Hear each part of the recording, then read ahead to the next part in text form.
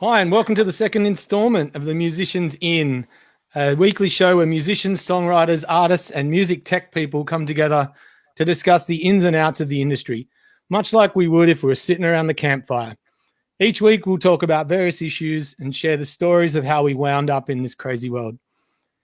We'll also be taking your questions live, so if there's anything you want to know, be sure to drop your questions in the comments section below, and we'll do our best to answer it based on our personal experiences and skill set.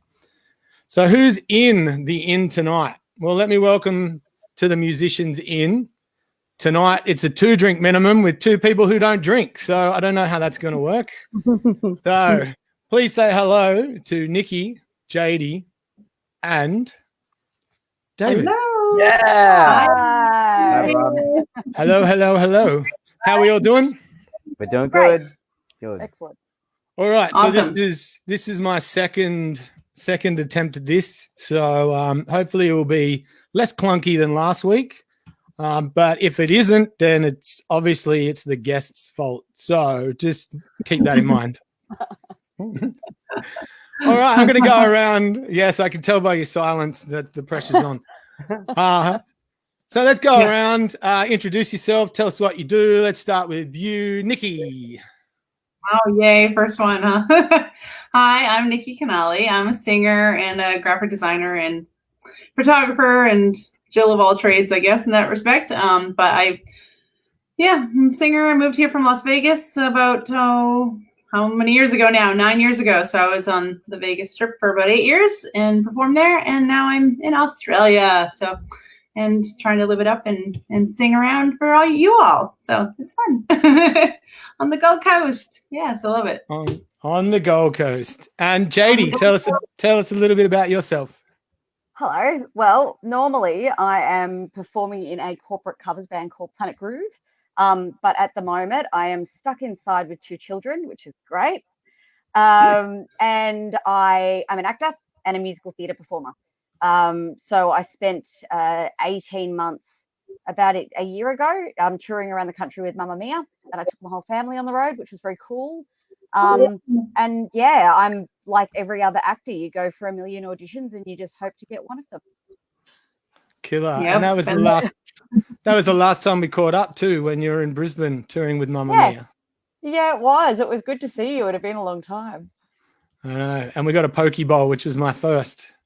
Oh, that was so good. And there was no alcohol. You were true to your word. Yes, I still hadn't had a drink. Wow. How boring am I? Speaking of non-drinkers, give it up for Dave, everybody. Dave, tell us a little bit about yourself. I'm David Agius. I'm from Sydney. I'm a full-time musician, performer, pubs, clubs, corporate stuff. I'm a dad to 2 beautiful girls as well. I've been doing music, I think gigs. The first gig I had was probably when I was about 7. I was an Elvis impersonator when I first started, so don't hold it against me or anything. But music stemmed from there. And then, the pub gig started when I was about 16, and I've been making a living from it ever since. So very lucky, very fortunate. Awesome. And I've worked with everybody here. With David, not on stage, but I used to book you when I was the manager at the Narrabeen Sands. Mm-hmm. And I pretty much just sought out everybody I knew who was good and filled my calendar with it. So Jadie, I got Planet Groove there. Yeah. It was like I was trying to set up a retirement fund for all of my fellow Sydney musicians. But then I moved up here and that all went to shit. So but there's a holiday home here for people, so All right, let's get straight into it. We're going to talk about voices tonight and singing and performing, all those sorts of things. So I want to get to vocal development. So did any of you guys take lessons, vocal coaching? I know, Jadie, you went to Brent Street, but maybe we'll start with David because you were the last cab off the rank last time. Just tell us where sort of you developed your singing chops. Oh, I think we lost him. Damn internet. He doesn't want to tell us. I'm I'm going to boot him off and try and bring him back. Industry secrets. Yeah, so maybe we'll go over to you, Jadie. It's the same question to you. Yes, as you mentioned, I went to Brent Street for 11 years. So there was a lot of teachers that you come across when you're at a place for 11 years, mainly musical theatre and contemporary styles. Probably 5 years ago, I don't mind classical music, but it's just not my bag as a singer. But I was just interested in the technique behind it. So I went to someone for half a year just to learn how to use my voice in that way. And it was interesting. And I've definitely been able to apply that to my work. And then I've been to a musical theatre coach in the city called Peter Bodner. So he specialises with musical theatre singers. And it's all about the technique and being able to have the stamina to sing 8 shows a week, because that's a really big gig. So I like a lot of different styles. And so I've wanted to learn from a lot of different people to kind of gather as much information as I can. I'm a jack of all trades when it comes to voices and styles and tuition. And you're teaching that now too, right? Or you were? Yeah, I am. So I've only just got back into it. I was filling in for a friend last term, and I've just got into teaching online. So that's a different beast, because I'm so used to being face to face with someone. I find it very personal teaching singing. So you feel one step removed doing it through a screen. It's a bit odd. But it works. Like, the kids enjoy it. Yeah, I like it. I like to be able to share the knowledge that I've learned over the years. It's fun. It doesn't feel like work. Yeah, I can imagine. And it has been a real adjustment for all of us to not have this face-to-face kind of interaction and just get used to this medium.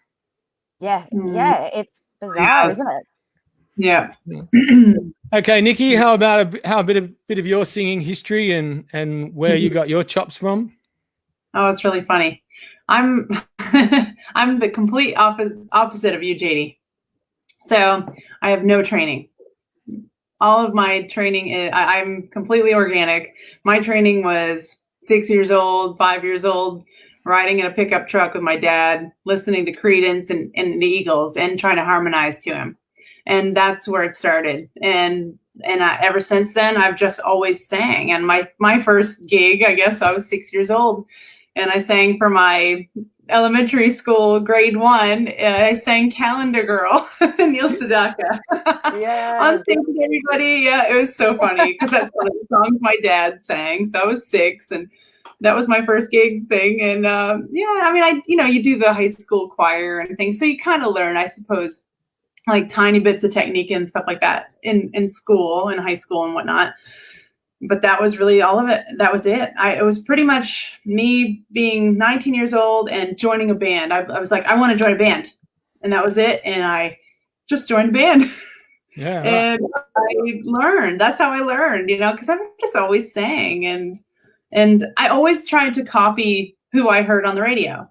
And I just listened to them. And it's like, after a while, it was almost like I could tell what kind of, like, the way they were holding their mouth when they sang a certain thing, or what part of the body they were kind of using to get that sound. Like, you can almost tell when someone's singing from their nose or their chest or their stomach or their head, you can hear it. So after a while, I just, for years and years of listening and doing that's how I kind of developed it. And, and you watch MTV and you're just obsessed with it. At least I was. And I'd watch Steven Tyler and just like how he would slide down these like ramps and all these rags and clothes and the way he was crazy. And I just I wanted to be the female version of Steven Tyler. That was it. Awesome. Yes. Yeah, and I'm sure you sung into a lot of hairbrushes. But I didn't really have to, because, I grew up around music. My dad, he's not a guitar player, but he's a singer, and not really a guitar player, like me, enough to like play along with and stuff. But he's an entertainer, as far as just being able to just sit around a campfire and bust it out. He has a little one-man show. He's 70 years old, 71, and still does little gigs as a solo, just some backing tracks and stuff. So I learned from him, and he just taught me how to be an entertainer. Because when I moved to Vegas, I wasn't really that great of a singer. I never thought I was amazing. Like, I was okay. I'd done my thing. Like, I was 18 and I went to Nashville and tried to do the Nashville thing. And that kind of didn't pan out, because I realized how how shady everybody is. Like they're like, oh yeah, we want to produce you and we're going to put you on a CD with these other people because we have to save plastic because of the environment. So we're going to put you on a CD with 10 other people and then you pay us $10,000 and you can be on this.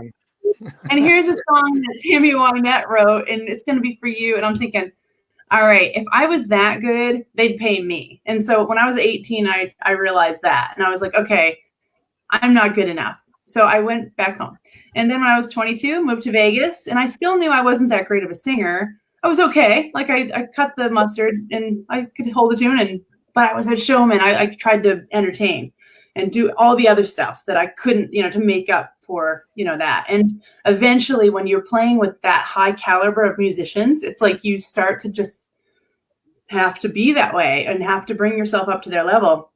And I think after about 5 to 7 years of being there, I want to say I finally started coming into it and really being able to own it. And then I got a lot more respect, I think, in the industry out there. And people still to this day, are so nice to me and message me and talk to me, and miss me from Vegas, which is so nice to hear. So it's really cool. Yeah. That's great. And we got Dave back. So David, I missed all that. Sorry, guys. That's all right. It happens. All right. This is the NBN, Yeah. So, yeah, exactly. Same question back to you. Where was the learning, the singing come from? Was there lessons? Was there schools? Like, where did it start out for you? It started from my dad. My dad's, he was a musician just for fun kind of thing. So the singing started around the home with him. And then once, I guess, he realized that I could actually half sing, we progressed on to lessons. I think I had lessons for about 3 or 4 months as about a 7 or 8 year old. And then over the years, I've had lessons, a handful here and there. I've never really stuck with it, only because up until maybe a year or so ago, I've never really considered myself a great singer. So it's only the last year that I've been taking it more seriously, and I've gotten onto a American singing teacher who does heaps of stuff on YouTube, Ken Tamplin. If any of you guys heard of him? No, okay, so he's a vocal coach. His claim to fame is he's Sammy Hagar's cousin or something. Anyway, he's a great singer. From all the singing stuff I've watched online, I guess I've picked up the most stuff from him, and I gel with him the way he teaches and the way he explains and shows things. So for the last year, I guess I've been really sticking with his stuff online. But before that, it was just jibs and jabs here and there, nothing too serious. Yeah, I was the same. I didn't sing. I started on guitar, and pretty soon just got a girl crush and started writing songs, and I couldn't see anyone else singing them, so I just started singing from that, just from writing. And turn the clock forward a few years to the first sort of pub gigs, and almost passing out doing 3 and 4 hour shows because I knew nothing about breathing and diaphragm and stuff. So I just went to the local music shop and got some vocal coaching, and I still use all that stuff now. It was only half a dozen lessons by the time she said I picked everything up, but it's been, valuable. So anybody out there who's self-taught, there's so much benefit to somebody being able to, yeah. But you've got a monster voice, Nikki, so it's okay. It's just I've been doing it for too long. That's why I've actually learned. But maybe it would take you only 12 lessons as opposed to 30 years. Yeah. Well, there you go, kids. There's the lesson. There are shortcuts. Yes. There are shortcuts, but it's hard work to get those shortcuts. Yep. All right. So over the years, as I was saying, I've had moments where I pass out or lose my voice an hour into a show. And there's something to be said for gig fitness. And the more you gig, the more you learn. So maybe, Dave, because you were gone so long, I'll go to you first. Yep. How do you find recovering between gigs? Do you find you nurse your voice through periods or an illness? Like, have you come across any sort of tricks that get you through those tough times? I I guess the one constant thing, especially over the last few years, for me is water. If I drink water constantly, and I'm probably a 2 to 3 liter a day person, whether I'm sick or not, as long as I keep my water intake up, I don't seem to have a problem. I can do 5-6 gigs and do some double ups on a Saturday or a Sunday, and I seem to pull up luckily fine on a Monday. Yeah, because you're one of those. You've got a much smoother voice, where the three of us are kind of more rock singers. Although we can smooth it out at times, but you're definitely yeah. You're the crooner. You're the crooner of the bunch here, David. Yeah. Oh, you know what? As a teenager, my friends used to joke with me and say, "Dave, your voice is too smooth," and like they would try and make me drink whiskey and make me smoke heaps just on the hope that my voice would get all raspy, and it never happened. Like the rasp is there, what I wanted, but yeah, it's mainly a bit more croonerish. So yeah, right. Well, you got a great voice, Dave, man, and Thanks, check David out. I'll put all the links up. His live streams have been great the last 2 weeks, so yeah, check them out. Jadie, on to you. How do you go? We were just talking before about having to sing, 8 shows a week in the theatre scene. So how have you sort of coped with that? And has it just been the training, or have you found over the years techniques and ways of getting by? I will agree with Dave that water is your best friend. And I won't lie, I really like alcohol and I really like coffee. And so if I don't want to give them up, I need to drink extra amounts of water to compensate, which seems to work for me. Yep. I know ideally I should give them up, but hey. I think that steaming, the Bastow green steamers that you can get from the chemist, nothing in them. I think you don't want eucalyptus or lemon. I think it's all a bit too harsh on the throat, but I'm a big fan of steaming. And sleep. Like if you can get sleep, I find like I've got kids, so if they wake up at 2 a.m, my voice is not as great for the gig the next day. It's just never going to be. But I kind of touching on what Nikki said, like if you're sick or you're tired and you just don't feel like you've got the vocal chops that you usually do, it's about the performance. Like if I'm really, really tired and I don't think that I'm going to be able to pull the sounds that I need, I go into like full performance mode. And so people aren't really listening to me as much. They're watching. And I think that's really important because sometimes you can't get someone to fill in for you. You have to do the gig. You just got to rock up and do it. And so I think that Nikki was bang on with that because I get sick all the time. I have kids that come home from kindy with germs, and I was sick for 4 months of last year over the autumn-winter season. It was awful. And so I just had to kind of find a way to navigate around it. Another thing that I drink a lot of is it's a Chinese herbal medicine called paper cow. Okay. I don't know if it's like a gooey kind of liquid, almost like a cough medicine, and it coats your throat, and it's like magic. I've heard of that actually. Yeah. And Nikki, apart from having a second lead singer in the band with you, over the years, who can sing half of your songs, by the way. But I can sing half of yours too. You can probably sing more than half of mine. But what sort of techniques and tricks have you come up with over the years that get you through those tough times or get your voice recovered quicker? Well, like Jadie, I also have a 2-year-old, so it's hard to get the sleep. I think number one, honestly, is sleep, and you really need to get that sleep to repair your voice. One thing that was mentioned to me from a friend of mine, Shalina Bain, who's also a singer, amazing singer.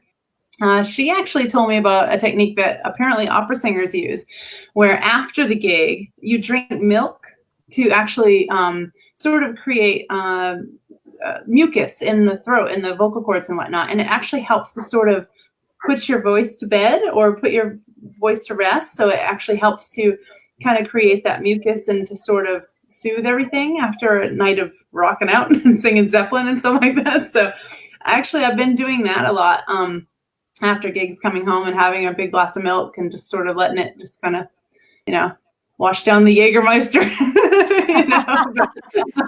Yeah, I'm like you, Jadie. I'm sorry, but yeah, sleep and also one huge thing if I'm not, really you should avoid alcohol and caffeine. Like those are horrible, for your voice. But I'm like you, Jadie. I love my coffee, love my alcohol. So especially when you're on stage, like you just need to loosen up and whatnot. But yeah, I would say avoid those things if you can. Get enough sleep, and if you're really in trouble, I've found that doing like lots of honey in some hot water and just get down and just sipping that through the gig will actually get you through if you're on the verge of just losing it completely. That's helped me before. So yeah, it's tough sometimes, especially when you have a child, you just don't have that luxury of the sleep, man. So well, tough. As the only vegan here, I can't condone any of that behavior of drinking milk and honey. So, sorry, Rob. It's a theme for you, Rob. I've had the opposite. Dairy causes inflammation, so I'll just leave that at that. But I've found apple cider vinegar for actually breaking down the mucous membrane has been really good. So I do that in the morning. A tablespoon in a glass about that big. Mm-hmm. So that's been good. And when I'm in real trouble, I gargle Asperclears because it's an anti-inflammatory. So that tends to get the inflammation down so you can heal faster. Mm-hmm. And I was the same as you, Jadie. I had 3 months with a virus and it could have been corona. I don't know. But it was back in October and it took me 3 months to get over. And the only thing when nothing would come out of my voice, it was V energy drinks. That was it. Some reason, the adrenaline that you get from the caffeine and the guarana and the sugar coating your throat, it would work. It would get me through the gig. It would make me hyper and I'd be able to get through vocally, do a lot of damage. The next day I couldn't sing, but I only had to get it back by Friday. But I learned that when I went and auditioned for Mark Byrne back in the day. Rebecca Elmalogalou or something told me you should drink Coca-Cola because it coats your throat and you'll be able to sing. I've done that at a gig when I've been desperate. Coca-Cola, honestly, it does kind of help. Yeah, because that sugar, it just coats your throat, and then the caffeine just kind of gets you through it. Yeah, actually, Fireball I've found. Fireball. I think I was like, what happened? It just came back. I don't know. Anyway, the last time I got probably the last time I was drunk, it was Fireball, and that kind of cured me of it. I was done. Thanks, Narrabeen, for introducing me to that. All right, let's move on to our next topic, which is, well, some of you do this. Jadie, I'm not sure if you sing and play, but so I might just move over to Dave for this question. And Nikki, you sing and play a bit, so we'll cover that. And also in this, we'll sort of talk about phrasing and timing. So singing and playing, like early on, did you start out singing and playing, or did you start on the instrument, or how did that all sort of work itself out? I think it came together pretty simultaneously, actually, because there was always a guitar lying around the house. So my dad was getting me to, learn a few chords here and there. And then, I wanted to play Elvis songs, but I didn't want to do it with the record. I wanted to do it by myself. So that forced me to play and sing at the same time. So I guess that's how that came about. Yeah, great. And then sort of early on, were you sort of, I know when we all start, we sort of play and sing together, and you have to develop that timing and the phrasing of singing in between. It's why some of us struggle to sing and play bass. Like you don't see a lot of singing bass players because of where it is. So you did that sort of just came together naturally for you, did it?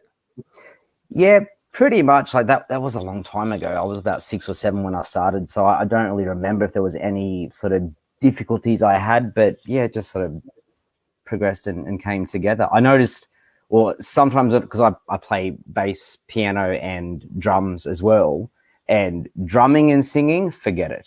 There's just one hand goes, the foot goes, the tuning goes, and it's screwed. So that's something I have to work on. But the guitar and piano, they seem to work okay for now.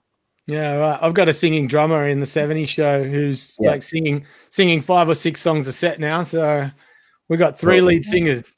It's awesome. Great. Nikki, so you've sort of moving into that now a bit with the wedding duo with Shalina and stuff, and you're playing a bit of guitar. Have you always done that, or is that just something you've been developing lately?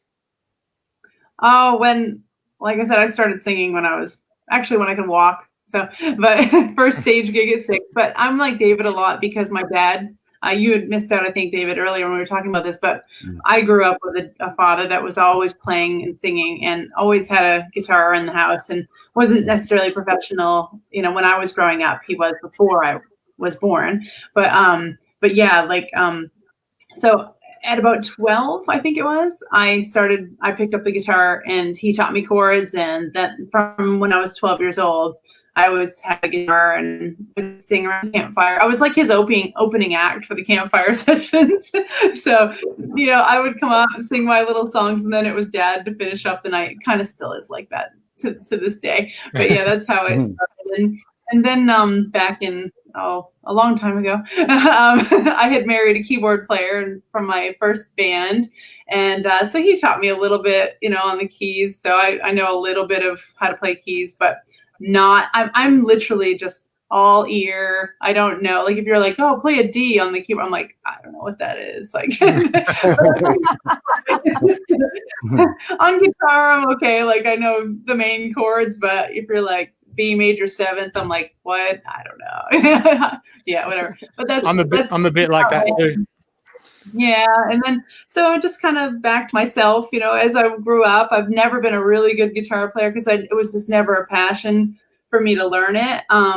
So I was always, and then, you know, especially moving to Vegas, it was like, oh no, don't worry about playing, just sing. We got guitar players. So I kind of just put it away, and it was like I just had to be the chick on stage that sang. So I never really got any more opportunity to play. So I've kind of just, and now I'm just sitting around the house. I've, you know, picked up a little bit more and just, you know, every now and then when I have a chance, because I do have a 2-year-old, and every time I pick up, he's gonna, you know, it's like I get 2 seconds and that's it. That's a tall 2-year-old you got there too, by the way. He's gonna be giant, yeah. Top on top of us, yep. So and Jadie, as just the vocalist, I know it's really important to develop phrasing and timing, because you know I think it's a very it's a forgotten skill as a singer to not sing over the top of everything. You know, there's got to be there's room for snare drum and guitar and bass, and phrasing is seriously important as far as doing justice to a song. So how had that sort of developed for you, and was it something you just picked up from listening to pop music, or was that part of the Brent Street thing and vocal lessons? I think it was from learning so many different genres, which I guess came from Brent Street and my teachers at Brent Street, because I sang a lot of jazz, and I enjoyed pop, but I love jazz and I love musical theatre, which has really intricate melodies. They're a lot more complex than your average pop song.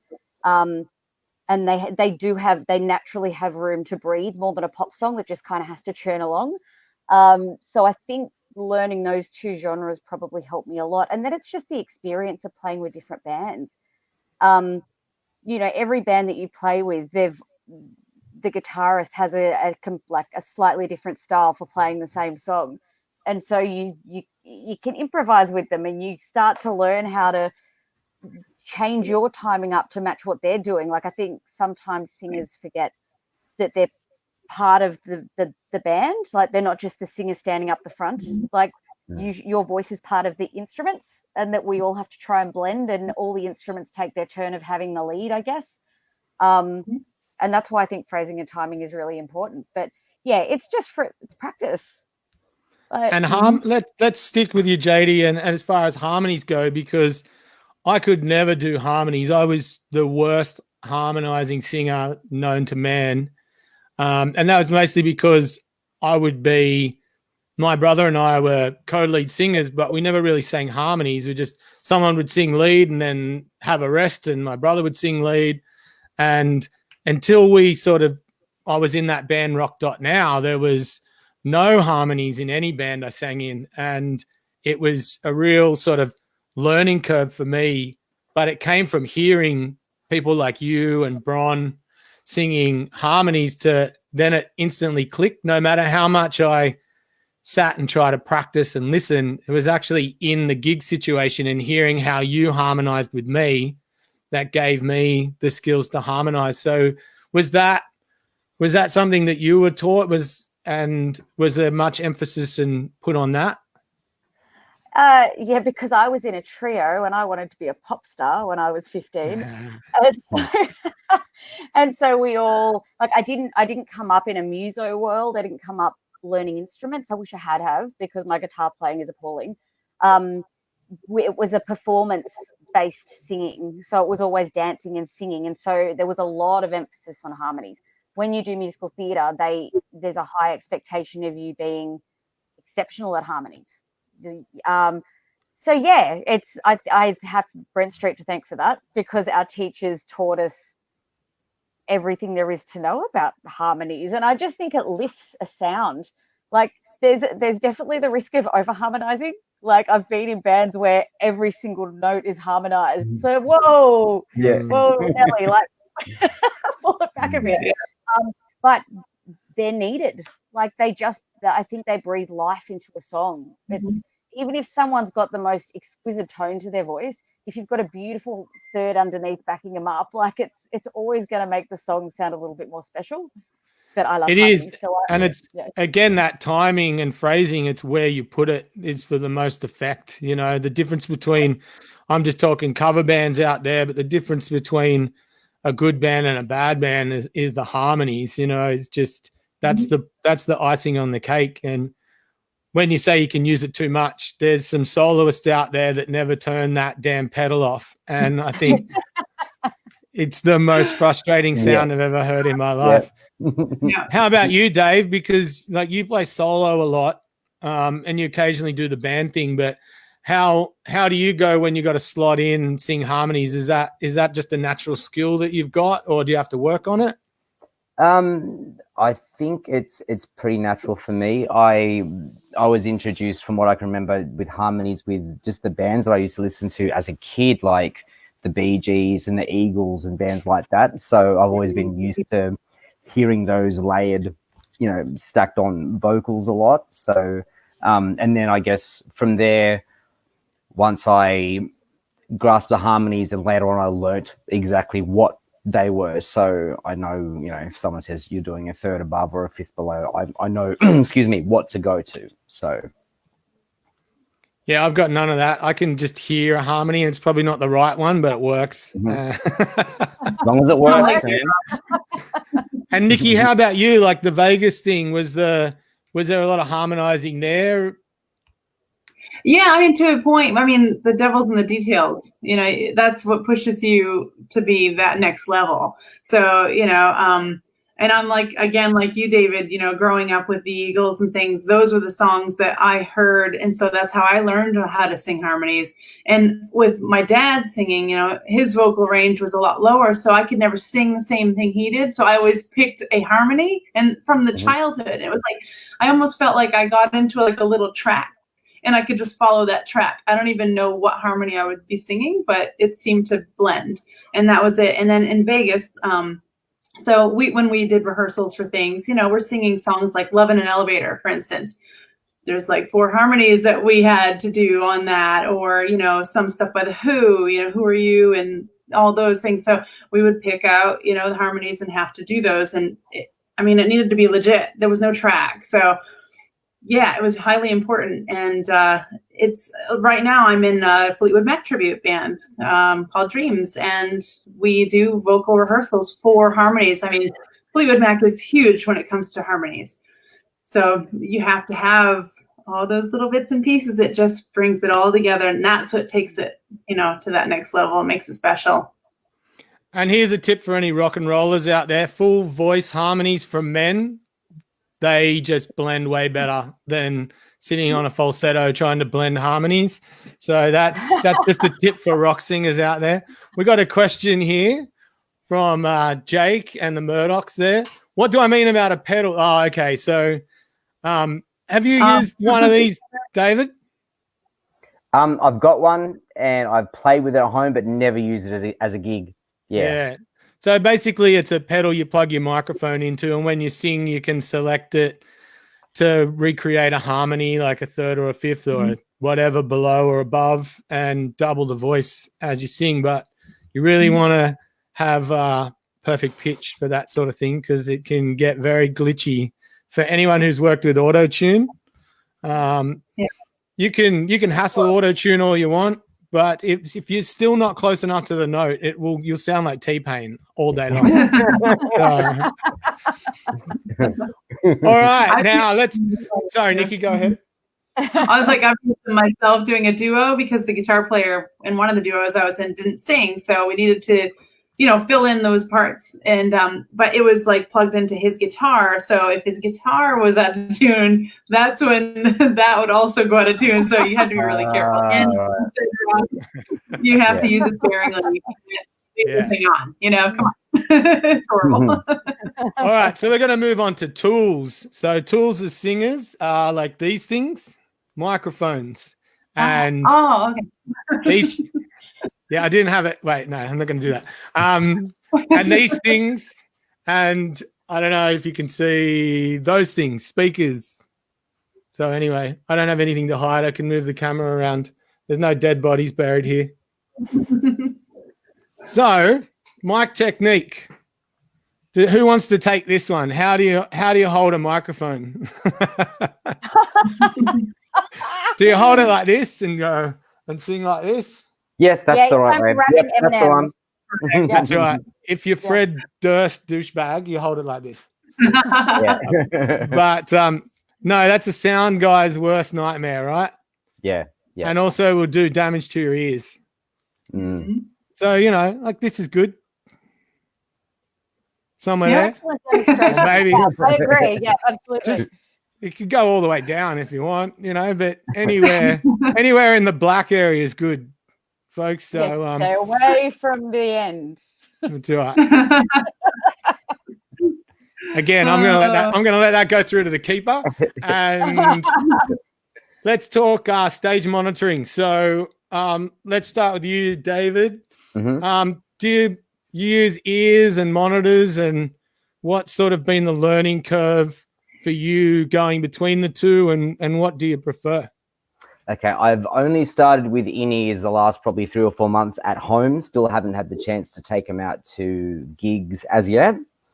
I've had like a little bit of experience previously and used them maybe a handful of times playing for other people, and just could not get used to them. So for my stuff, it's wedges on the floor, or if it's a really small gig, then you've just got the one sort of speaker over here, 45-degree angle, and that'll do. But usually monitors on the floor for me. But I would love to use in-ears at some point, probably.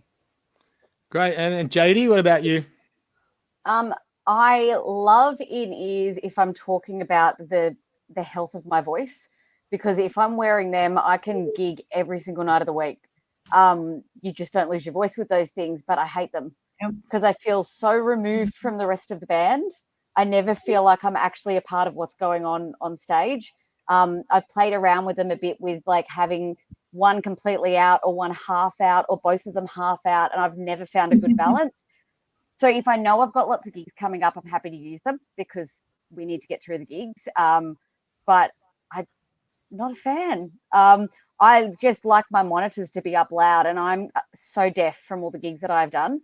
And I find that all of the amps on stage that the boys have got, they're turned up loud enough that I can hear them. So I always ask for my monitors to just have me in them, maybe like a smidge of keys or a smidge of guitar, but I just want me. Yeah. That's my ultimate. And do you like effects in the monitors too? Nah, dry, right? Dry. Dry. That's enough. Dry monitors is the way to go. All Not right, what the over monitors lie to me. you, Nikki. I know. Well, yeah, you know me because you've worked with me, but I love my in-ear monitors, but I'm kind of like Jadie, where it took a long time to kind of get that balance of what was going to be right for when you're playing out, especially in a rock band. Because let's face it, the guys are loud. Okay, they're really loud. So sometimes I have to just have both of them in to protect my ears flat out because the amps are so loud, the drums are so loud. That you just kind of have to protect yourself. But I, gigged for years without them, floor monitors. And for some reason, look, I can sing really loud. And you know that, Rob, like I do have a loud voice, but for some reason sometimes I just cannot hear my monitors. Like I can't hear my floor monitors ever when it's my voice. So into the way to go for me. And I usually wear one, which is horrible for you. I wear one in my left ear and I have the other one out. And that's only for band gigs. Like I sang at like the Canberra Raiders stadium there for the football game one time. Like you have to have both in because you can't hear anything, otherwise. So for huge performances, concert venues, thousands of people, you have to have both in or else you're going to be way off time and things like that. But yeah, definitely on stage. That was when I figured out that I was over singing. I didn't have to sing that hard. I was actually hearing myself, and B, I was saving my voice. Oh, look at that. I don't, wake up with no voice in the morning. So if you're a singer and you're blowing yourself out all the time, just try in-ears. I know it's weird to get used to it first, but once you do, it's the way to go, 100%. And in Vegas, it's kind of like that too. Like there aren't floor monitors hardly anywhere. Like you just show up and the venue has already got in-ears for you. Like I just used to come with my little bag. Guitar player would just come with his guitar and you just plug into their system. They give you a pack. Bam, you're on stage, done. It's easy. So yeah, save your voice, get some in-ears. That's just, I don't know. It saves everybody. I've tried. Like I've got them. I've tried everything because we've got some silent stage gigs over the years, and usually those silent stages. I won't mention any names. Treasury Casino. The wedges aren't great. So you've got this silent stage with the wedges cranked loud to try and create a vibe, and they feed back. And so I went in, we did some silent gigs, and the other casino on the Gold Coast, nothing allowed, not even monitors allowed on stage anymore. And we did that one back in November, Nikki, and getting used to the ears and guitars direct with no amps. I can't get used to it. For some reason, my voice comes out of every gig totally worse than if I couldn't even hear my voice. And I think it would be harder being a musician, but playing an instrument at the time, because where we're singers, Jadie, like we just hear our voice. We can go, I don't want anybody but vocals, and that's it. But you have to worry about being able to hear your guitar and your voice. So I don't know how that would work. Like, do you have to have your guitar super loud and then you just barely hear your voice? Is that what's happening? Is that why you're blowing yourself out? You know what I mean? No, well, I've tried it both ways. I've tried having my voice loud, or at least even in the mix, and so I can hear. And then I've tried having it quiet so that I'm still pushing, because I had a singing teacher say, you can't really do damage if you're completely opening up your voice. Like you can scream if you're using the right technique, you can't hurt your voice. So I don't have the monitors loud because I'm not a loud guitar player. So that's another piece of advice for musicians out there. If you want your singer to be able to sing every night, play at a reasonable level and play quiet in the verses, because the verses is where the dynamics are. So, just chug along, palm mute in verses, whatever, play quieter, hit it in the chorus, hit it in the solos, whatever. But when the singer's projecting, but create some dynamics, and that will make it so much easier for a singer. But yeah, I think because I grew up, I had a PA my whole life. So pretty much since I started gigging, I had my own PA, and the early ones had no fallback. So it was just front of house. And it wasn't in the day when, you had all these killer processing from speakers and they don't feed back, and you can have them behind you at a decent. This was like, it was out front, and if you didn't hear the spill of the front of house, you didn't hear your voice. So you learnt to sing without being able to hear yourself. So sometimes we've done some gigs, Three Wise Monkeys in the city and Scruffy Murphys. I think we've all done those in Sydney, where the monitors on any given night can be horrendous. And I just tell them to turn them off. Just turn them off. Like, I prefer to not hear them, because bad monitors can destroy your voice too. Like, that's just something people don't understand. You're just pushing and pushing and pushing, and you can't hear. So, right, I think we sort of covered the ears. All right, now we're gonna have a fun one. I wasn't sure whether I should bring this one up, but I thought it'd be a fun topic to talk about, dealing with hecklers, creeps, and cougars. I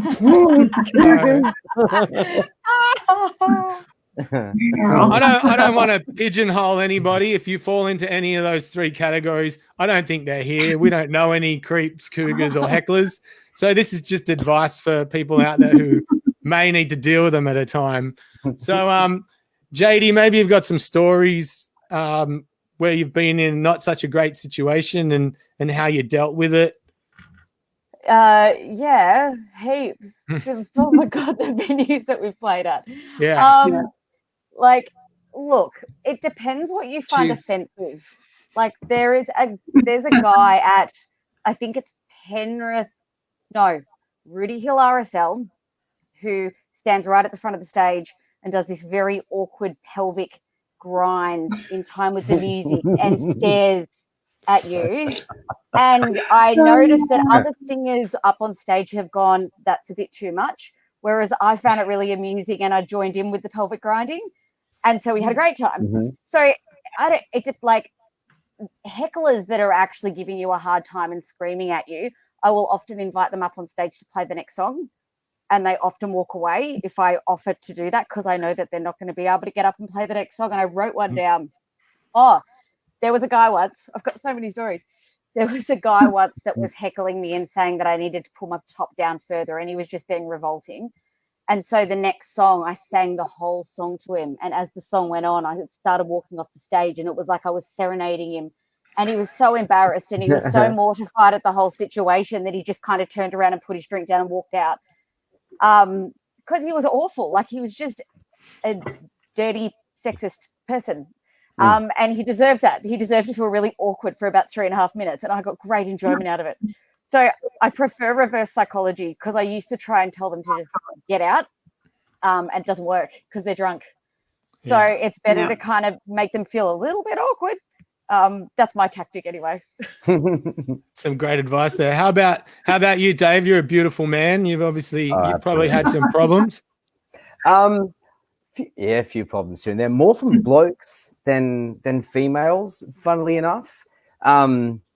And it's, I guess, with the blokes, it's the heckling and the jokes like, oh, stand up, or short ass, those kind of things. And most play of the time, the horses. Yeah, all that crap. And most of the time, like for what it's worth, you ignore it, or you almost play along with it, and then 3 songs later they've forgotten about it, and you're getting along with your mates. I guess the only time where it gets a bit serious is when people throw stuff at you, and then that's when you draw the line, and I have to put the guitar down and be all Mr. Serious. And I guess because most people get the impression that, and I'm a lovely, positive, nice person, but I've got a bit of a temper, and when the time comes that I have to show it, I guess people aren't expecting it, so they do get a bit set back by it, and they behave, which is awesome. The only other thing is with the ladies is, and it's when security aren't doing their bloody job, is when they get up on stage. And yes, I'm all for them, standing here and having a bit of a thing, they put your arm around you. That's all cool. But then, the beer's there and your pedal board's there and you're watching it slow motion, all that kind of stuff. So it's, you still want to have the fun, but at the same time, it's like, I want my stuff to be safe. But when people have, 9, 10 drinks or whatever, no matter what you say or do, they're not going to listen. So at some point, then you've got to be serious again, and literally sometimes unfortunately have to use physical. You actually have to physically move people. And they still don't get it, and they laugh, and they fall off the stage, and to them it's all a big game, and then you just keep going until security comes or to big finishes, and that's how it rolls. I have a theory that it's a conspiracy by dentists to teach people to grab mic stands. It's a good way to raise some money, you know, like things are a bit slow. Let's get out there and grab a few mic stands and knock some teeth out. Yeah. I've got a tip. Yeah. Well, I've got 2 crowns, but it's not from that. Yeah. So how about you, Nikki? Because Nikki is about like 8 foot tall. So I was going to mention that actually. a little bit more intimidating. But yeah, have you got some stories from over the years? Sorry, Jade. You just reminded me of a story actually by saying that, because I am lucky because I'm tall. I'm 5'10" and 177 centimeters, whatever that is in metric. And so by the time I've got heels on, I'm this giant Amazon on stage, and a lot of times I am intimidating, so people don't really dare to mess with me too much. And you just reminded me, Rob. One night I was walking into Mandalay Bay in Vegas with my guitar player, and he's actually quite small and skinny. He's like your typical little skinny, long hair guitar player, just looks totally rock and roll. Like he's just like little Jimmy Page or something. I don't know. He's amazing. But anyway, he walks in with me, and I'm just like, I've got leather jacket, I had like black and like all, and I was totally rocking out, and I'm walking through, and this group of guys comes walking toward us, and they were all kind of drunk, and they just stopped. And the one guy in the middle goes, "She could totally beat the shit out of me." Like that. We laughed so hard because we're just on the way into the gig, and it was just hilarious because we're just kind of, leather, black, so it was funny, but that just reminded me. But back to your point, Rob, I think that with heckling and whatnot, and I've noticed this a few times in many, many different bands I've been in, I think the most important thing to remember is that you are the face of the band and everyone having fun and enjoying themselves. So I think it's really important that we, as the singer, are not security. That's not our job. So we don't want to kill the time, the good time, and be, whatever, and be telling people off and saying stuff on the mic and just being like, it just doesn't look good, right? I want to still have fun. So what I've always done is just use humor and insulted them, but in a really funny way that everyone laughs, and then they get really embarrassed, and then they leave. Like one time in Vegas, I had this one guy, and he was trying to pick me up. There was like the ego ramps on the side. Catwalks, ego ramps for the singers to walk out on. And I walked out, and I was singing, and I'm in my little, my power stance, and he actually put his head underneath my legs and tried to pick me up on his shoulders. I was like, "Whoa, dude, what are you doing?" And I was really mad, and but I didn't want to show that, obviously. So I let him go, and people were kind of concerned. My band was concerned. I'm like, "You know what? It's all good." I said on the microphone, I'm like, "It's all good, dude. You know what? It's fine. Let me buy you a drink. Let's, put, lay down the law here. What, not the law, but just to ease the uncomfortableness." And I was like, "Bartender, I'm going to buy this guy a drink, vinegar and water for the douchebag." And everyone just lost it. And he went away. Sorry for my language, but he went away. It's stuff like that. And you just have to use that humor and be part of the show. Make it funny. People will gang up on them, and then they end up going away. There's nothing more I cannot stand than having my drummer or my guitar player come over the drum set and try to be security and fighting somebody. I cannot stand that. I'm like, guys, smiles, professional, stay back there and be happy. You get security to do that. We're the show. Let them handle it. That's the way I see it anyway. So big issue for me. I've had lots of stories. You haven't been in Australia long enough then. So I have. I was in a band. My wife, Candle, we were in the band together for a long time. So I was obviously in a different position to most people where I was Your wife. security as well. So we had a couple of That would be scary. incidents where I've dealt with them differently. I had one guy trying to look up my wife's skirt, and all I needed to do was give him a look and put him in the chest. And by the end of the night, he was helping me lug all the gear out through 300 people. Had another one. I had another one do the same thing, and it almost turned into an all-in brawl. So I had to get on the microphone and apologize so security didn't get beat up by this big group of young men. So I had to swallow my pride and do that once. And I think some of the worst ones I've seen was like women giving Candle a hard time from the audience, like death stares and look what she's wearing. And I remember one night, one girl just went too far, and our drummer at the time, I knew she'd gone too far because he was pissed off.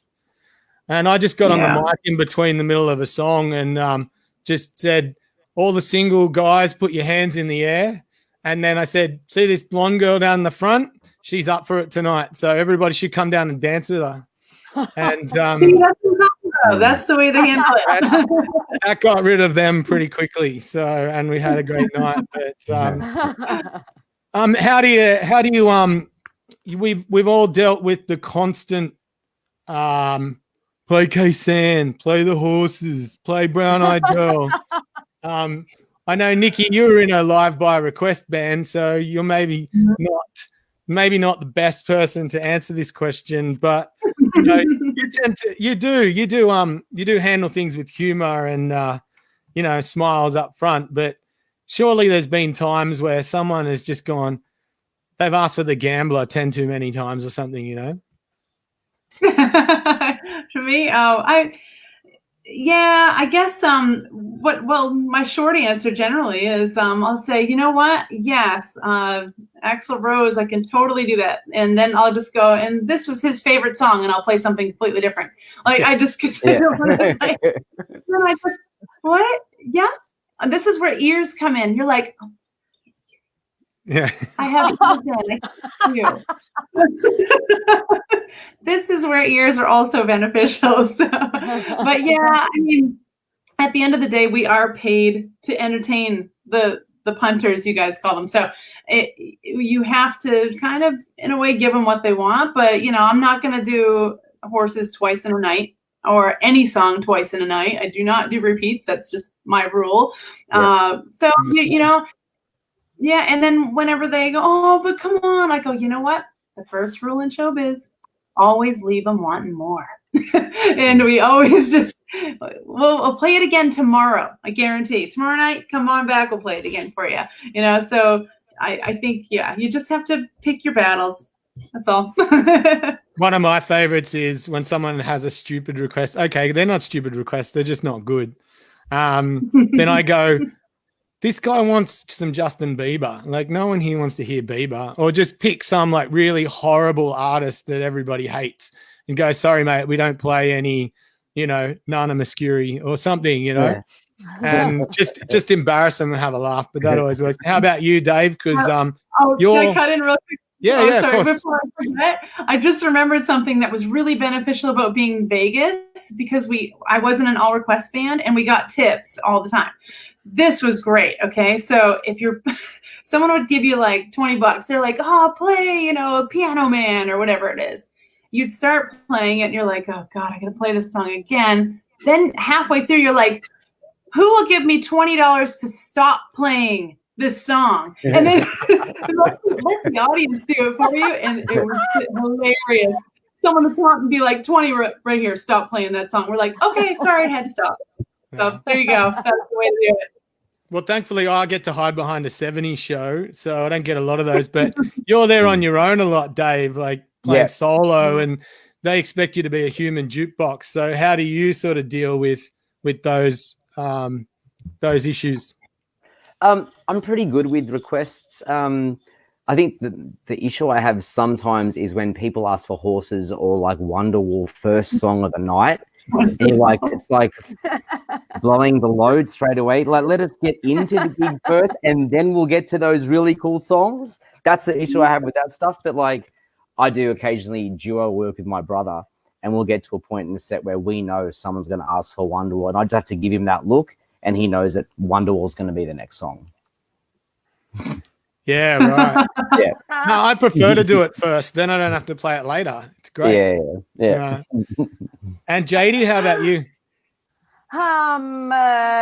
A Sweet Home Alabama has come up quite a lot in the last few months. I don't know why that's reared its ugly head again, but it has. Mhm. I always pretend, like if we've got a song that we know, like it might not be in our set that night, but if it's in our list of songs and we know it, then we'll probably do it if it's appropriate for the time of the night that they're asking for it. But if they're being a bit of a jerk, I'll just tell them that we've got a couple of fill-ins in the band that night and they don't know all of our songs. So unfortunately, we have to stick to the set list. And that usually helps to get rid of them. It just lets them down lightly. I do play the American. I do play the American card a lot of times. I'm like, I don't know Kaysan. I don't know Cold Chisel. I'm sorry, I'm American. Sorry. We can't do that. But you know Bow River and Boys in Town and One Word. Actually, and you know plenty of them. It was part of the prerequisite to move to Australia was the fact that I had to learn horses and April Sun in Cuba. So yeah, that was in order to cross the border, I had to learn this. I managed to avoid playing the horses until it might have been 2 years ago when I was all alone in Mount Isa and they just wouldn't leave me alone. So between one night to the next, I just sat in my room and, it's not a hard song. So, but I just sat and learnt it and I went, okay. So 2018, I think, was the first time I had to play the horses. Sucks to be everybody else. Yeah, you got off lightly on that one. Especially Dave White, who I know has been playing it, I think, before the song even came out.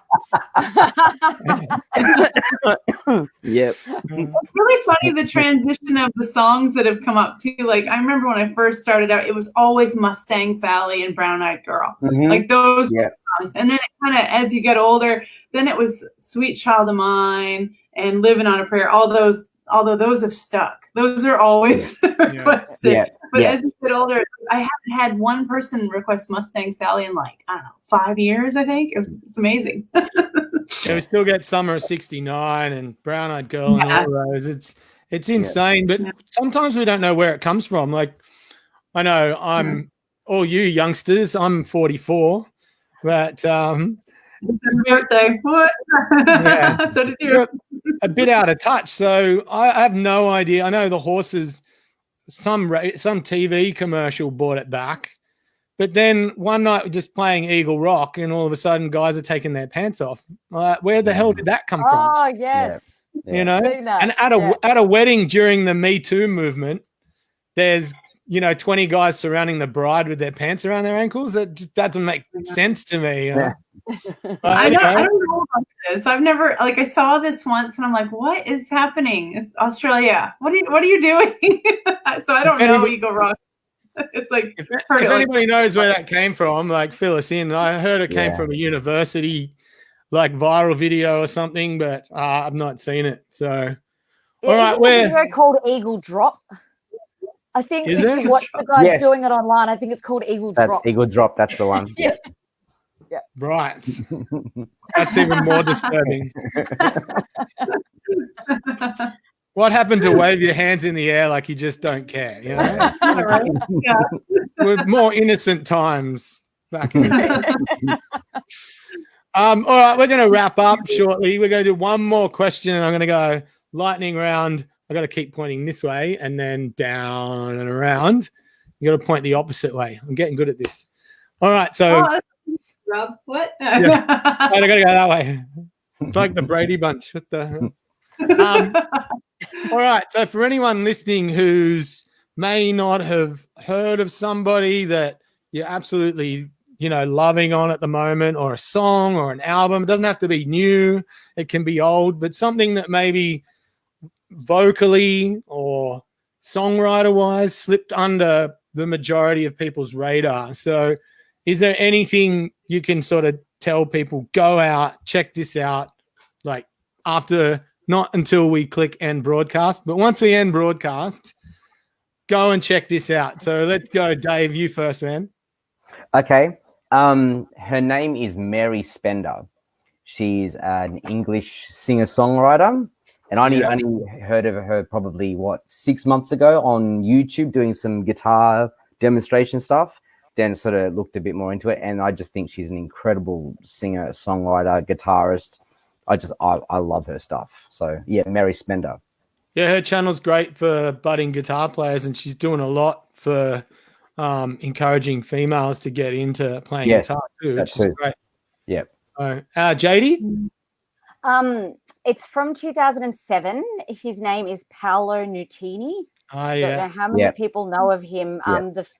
The album's called Sunny Side Up, I think. His voice, it's like liquid gold. Like he could sing the alphabet and I'd be listening. But they're cool songs. Like there's a really nice contrast of songs over the album. But I just think people need, if you want to hear a really unique tone, listen to him. He's fabulous. I saw him at Blues Fest a few years ago, and I had that. It might have been his second album, the one that had Jenny Don't Be Hasty and New Shoes and Last Request. Yeah, that's the one. That's a killer record. Yep. Paul and Nutini, check him out. Nikki. Oh gosh, this is so hard for me. Like honestly, I cannot choose. There's so many. Every day it's something different for me. Like I'm either obsessed with the Beatles or Pavarotti or you just name it. It could be anything. But I don't know, recently, if you want to check out somebody that's actually up and coming and new, I have a friend of mine called Adrian Morrow, and he has this band called Machine Age, and it's like electronic rock. And he's been slowly releasing singles since like 2015, and they're amazing. And he's out of Brisbane. And so Machine Age, if you want to check him out, like unreal stuff. Like, so I'm just blown away by him. And it's like somebody I know, and he was just a solo. And now he's like incorporated a drummer, and it's just the sound that he's come up with, that he's created, is just amazing and mind blowing. I'm just so proud of him, and actually that I know him even. But Machine Age, go check it out for sure. Awesome. Well, I can't stop playing the Dixie Chicks' new song Gaslighter. It's just stuck in my head, will not go away. So go check that out. That's great. But for me, Emily Sandy, I don't know if anybody knows who she is. Check out her live at the Royal Albert Hall album. And it is, the band is cooking. She's on fire. All of those, the 3 singles that came off her big record that she had, she kind of didn't really get outside of the UK except for Next to Me, which was a bit of a hit single, but she's had a few sort of spots featuring. But she's kind of what I've been listening to, and there's some rootsy bands that I've been listening to a lot lately. Jason Isbell, who used to be in the Drive-By Truckers, that's great, and the Tedeschi Trucks Band, Killer, Marcus King, just some of that rootsy stuff, the Americana stuff that's come out. I remember Susan. Absolutely. Gosh, years ago. Susan Tedeschi, years ago. My gosh. I used to do her song in my first band, 1999. Oh. Here you go. Right. See, Candle can confirm Gaslighter. I play it a lot. And then I go inside and sing it all day long. I can't get it out of my head. But today I went from that to memories. So I don't know how that happened. But thank you. Thanks, everybody, for joining us. Thanks for being my guest tonight. I hope you had a good time. I hope the people at home have enjoyed it. Guys, stick around. I'll just I'll take you off air. I'll say my goodbyes, and I'll come back and we'll finish up off air. So thanks. Cool. Everybody say thanks to Nikki, Jadie, and David. Thanks, everyone. I'll catch you in a sec. All right, so that was episode 2 of The Musicians In. Tune in from 7:30 every Friday night until they lift this goddamn lockdown. Yes, until next week, I will see you on Sunday for our Living in the 70s live stream duo for Mother's Day. There's 2 of us here. We're social distancing, but it will be a lovely, and I swear to God. So we'll see you then. Take care. Rob Rhodes out. Bye.